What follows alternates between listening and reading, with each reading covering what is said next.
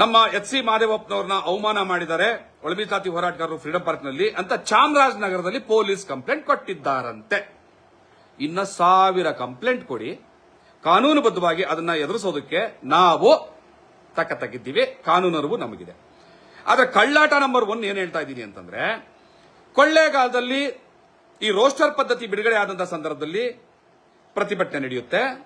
ಆ ಕೊಳ್ಳೇಗಾಲದಲ್ಲಿ ಪ್ರತಿಭಟನೆ ನಡೆದಾಗ ಸಚಿವ ಮಹದೇವಪ್ಪ, ಖರ್ಗೆ, ಹಾಗೆ ಪರಮೇಶ್ವರ್, ನಾಗಮೋಹನ್ ದಾಸ್ ಅವರು, ರಿಟೈರ್ಡ್ ಜಡ್ಜ್ ನಾಗಮೋಹನ್ ದಾಸ್ ಅವರು, ಹಾಗೆ ಮುಖ್ಯಮಂತ್ರಿ ಸಿದ್ದರಾಮಯ್ಯನವರ ಫೋಟೋಗಳಿಗೆ ಬಹಿರಂಗವಾಗಿ ಚಪ್ಪಲಿಯಲ್ಲಿ ಹೊಡಿತಾ ವಿರುದ್ಧವಾದಂತಹ ಘೋಷಣೆಗಳನ್ನ ಕೂಗ್ತಾ ನಮ್ಮ ಜಾತಿ ವೈರಿಗಳು ಇವರು, ಕಾಂಗ್ರೆಸ್ನ ಗುಲಾಮರು ಅಂತ ಮಾತಾಡದಂತಹ ಪುಣ್ಯಾತ್ಮರು.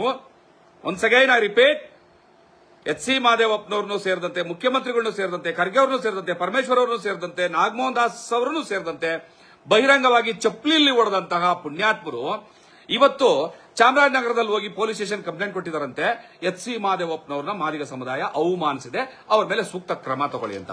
ಪೊಲೀಸ್ನವ್ರು ಬೂಟ್ ಹಾಕಿರ್ತಾರಲ್ವಾ, ಪೊಲೀಸ್ನವ್ರು ಬೆಲ್ಟ್ ಕಟ್ಕೊಂಡಿರ್ತಾರಲ್ವಾ, ಪೊಲೀಸ್ನವ್ರ ಹತ್ರ ಲಾಠಿ ಇರ್ತದಲ್ವಾ.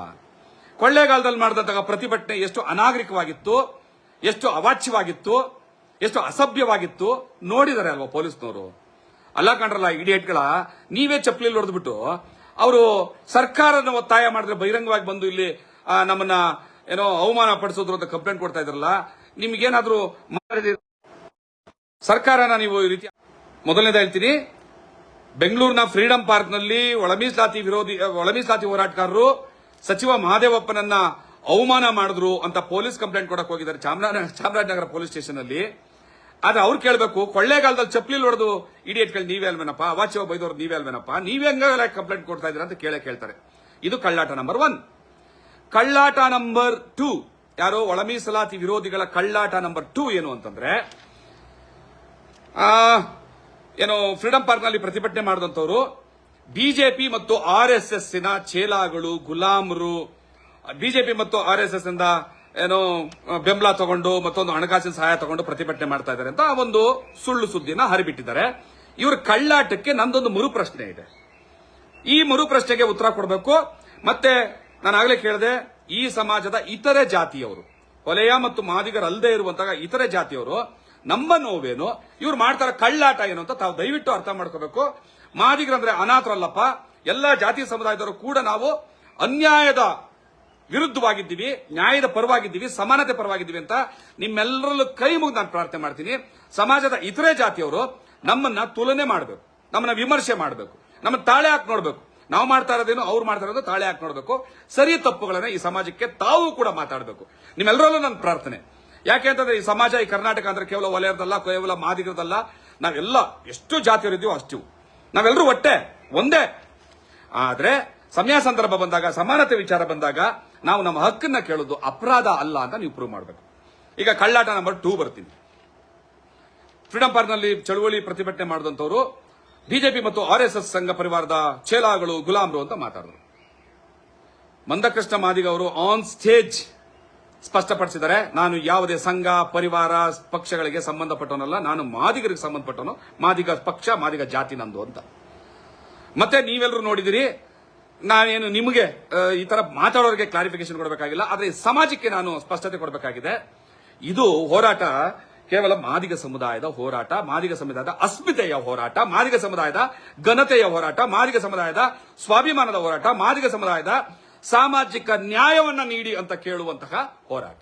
ಇದರಲ್ಲಿ ಯಾವುದೇ ಪಕ್ಷ, ಸಂಘಟನೆ, ಇನ್ನೊಂದು ಸಂಘ, ಮತ್ತೊಂದು ಇಲ್ಲ. ಇಲ್ಲಿ ಮಾದಿಗ ಪಕ್ಷ, ಮಾದಿಗ ಸಂಘಟನೆ, ಮಾದಿಗ ಹೋರಾಟ, ಅದಕ್ಕೆ ಬದ್ಧನಾಗಿರುವಂತವನು. ನಾನು ಹಿಂದೆ ಯಾವ ಪಕ್ಷದಲ್ಲಿದ್ದೆ, ಆ ಪಕ್ಷದ ಕೆಲಸ ಕಾರ್ಯಗಳನ್ನು ಕೂಡ 1.5 ವರ್ಷದಿಂದ ಆ ಕಡೆ ತಲೆ ಹಿಡ್ದಂಗೆ, ನಾನು ಯಾವ ಪಕ್ಷದಲ್ಲೂ ಇನ್ವಾಲ್ವ್ ಆಗದಂಗೆ ಮಾದಿಗ ಹೋರಾಟಕ್ಕೋಸ್ಕರ, ಯಾಕಂದ್ರೆ ನ್ಯಾಯ ಇದೆ, ಧರ್ಮ ಇದೆ, ನಮ್ಮ ಕಳಕಳಿ ಇದೆ, ನಮ್ಮ ಸುಮಾರು 35 ವರ್ಷಗಳ ರಕ್ತ ಚರಿತ್ರೆಯ ಹೋರಾಟ ಇದೆ, ಬೆವರು ನೀರಿದೆ, ಜೀವಗಳು ಹೋಗಿದ್ದಾವೆ, ಕುಟುಂಬಗಳು ಹಾಳಾಗೋಗಿದ್ದಾವೆ. ಅದ್ರ ಪರವಾಗಿ ಧ್ವನಿ ಎತ್ತುವಂತ ಕೆಲಸದಲ್ಲಿ ನಾನು ನಿಂತಿದ್ದೀನಿ. ನಾನು ಯಾವ ಸಂಘ ಪರಿವಾರಕ್ಕೋ ಬಿಜೆಪಿಗೋ ಸೇರಿದವನಲ್ಲ. ಆದರೂ ಇದು ನಿಮಗೆ ಸ್ಪಷ್ಟಪಡಿಸಬೇಕಿತ್ತು, ಸ್ಪಷ್ಟಪಡಿಸ್ತಾ ಇದ್ದೀನಿ.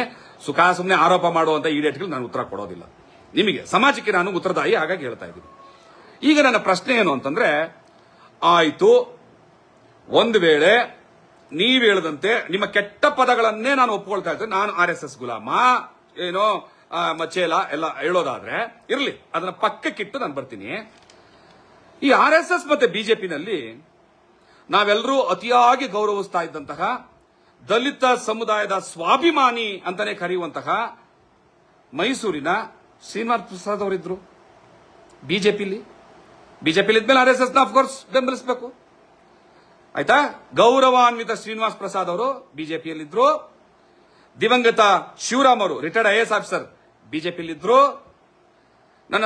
ನನ್ನ ಈಗಲೂ ಕೂಡ ಸಹೋದರ ಭಾವದಿಂದಾನೆ ಅಣ್ಣ ಅಂತಾನೆ ಯಾವತ್ತೂ ಕರೆಯೋದು, ಅದ್ರ ಬಗ್ಗೆ ಎರಡನೇ ಮಾತೇ ಇಲ್ಲ. ಛಲವಾದಿ ನಾರಾಯಣ ಸ್ವಾಮಿ ಅವರು ನನ್ನ ಅಣ್ಣ, ಅವರು ಕೂಡ ಇವತ್ತು ಬಿಜೆಪಿಯಲ್ಲಿದ್ದಾರೆ. ಮತ್ತೆ ನನ್ನ ಹೋರಾಟದ ಒಡನಾಡಿಗಳಾಗಿ, ನನಗೆ ಹಿರಿಯರಾಗಿ, ಮಾರ್ಗದರ್ಶಕರಾಗಿ, ನನಗೆ ಅಣ್ಣನ ಸಮಾನಕ್ಕಿಂತ ಹೆಚ್ಚಾಗಿದ್ದಂತವರು ಮಹೇಶ್ ಅಣ್ಣವರು ಇವತ್ತು ಬಿಜೆಪಿಯಲ್ಲಿದ್ದಾರೆ.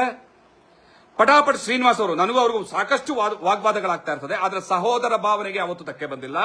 ಆನೇಕಲ್ನ ಪಟಾಪಟ್ ಶ್ರೀನಿವಾಸ್ ಅವರು ಬಿಜೆಪಿ ಮತ್ತು RSS ನ ಸಮರ್ಥಕರಾಗಿದ್ದಾರೆ. ನೀವು ನಮಗೆ ಸಂಬಂಧನೇ ಇಲ್ಲದಿರೋ ಪಕ್ಷಕ್ಕೆ, ಸಂಘಕ್ಕೆ ನಮ್ಮನ್ನು ಸೇರಿಸ್ತೀರಿ, ಗುಲಾಮ್ರು ಅಂತೀರಿ. ಒಳ ಮೀಸಲಾತಿ ಹೋರಾಟದಲ್ಲಿ ನಾನು ಈಗೇನು ಮಾತಾಡ್ದಲ್ಲ, ಅವರೆಲ್ಲರೂ ಕೂಡ ನಿಮ್ಮ ಪರವಾಗಿ ಮಾತಾಡ್ತಾ ಇದ್ದವರು. ಈಗ ಇವರನ್ನ ಯಾವ ಪದಗಳಲ್ಲಿ ನಿಂದನೆ ಮಾಡ್ತೀರಿ ನೀವು? ಮಾಡಬೇಕು ಅಂತ ಹೇಳ್ತಾ ಇಲ್ಲ, ಮಾಡಬಾರ್ದು. ಮಾದಿಗರು ಮಾತ್ರ ಕಾಂಗ್ರೆಸ್ಗೆ ಗೂಟ ಹೊಡಿಸ್ಕೊಂಡಿರ್ಬೇಕು, ಮಾದಿಗರಲ್ಲಿ ಮಾತ್ರ 100% ಪ್ಯೂರಿಟಿ ಇರಬೇಕು, ಮಾದಿಗರು ಮಾತ್ರ ಸಿದ್ಧಾಂತಗಳಿಗೆ ಕಟ್ಟಿಬಿದ್ದು ನೇಣಾಕಂಡು ಸಾಯ್ಬೇಕು. ಆದ್ರೆ ನಿಮ್ಮ ಕುಲದವರು, ಅಣ್ಣವರು, ತಮ್ಮವರು, ಅಣ್ಣನ ಸಮಾನದವರು, ಅಪ್ಪನ ಸಮಾನದವರು, ತಾಯಿ ಸಮಾನರು ಬಿಜೆಪಿ RSS ಗಳಲ್ಲಿದ್ರೆ ಅವರ ಬಗ್ಗೆ ಒಂದೇ ಒಂದು ಮಾತನ್ನ ಕೂಡ ಕಠಿಣವಾಗಿ ಮಾತಾಡದೇ ಇರುವಂತಹ ನಾಲಿಗೆಗೆ ಕಾಯಿಲೆ ಬಂದಿದೆಯಾ ನಿಮಗೆ? ನಾನು ಅವ್ರ ಬಗ್ಗೆ ಕೆಟ್ಟದಾಗ ಮಾತಾಡಿ ಅಂತ ಹೇಳ್ತಾ ಇಲ್ಲ, ಆದ್ರೆ ನಿಮ್ಮ ಈ ಡಬಲ್ ಸ್ಟ್ಯಾಂಡರ್ಡ್ ಅನ್ನ ಈ ಸಮಾಜ ನೋಡ್ತಾ ಇದೆ. ಇವರ ಕಳ್ಳಾಟಗಳ ನಂಬರ್ 2 ಎರಡನೇ ಕಳ್ಳಾಟ, ಒಳ ಮೀಸಲಾತಿ ವಿರೋಧಿಗಳ ಎರಡನೇ ಕಳ್ಳಾಟ. ಈ ಮೂಲಕ ನೈತಿಕವಾಗಿ ನಮ್ಮನ್ನು ಕುಗ್ಸುವಂತ ಕೆಲಸವನ್ನ ಮಾಡ್ತಾ ಇದ್ದೀರಿ.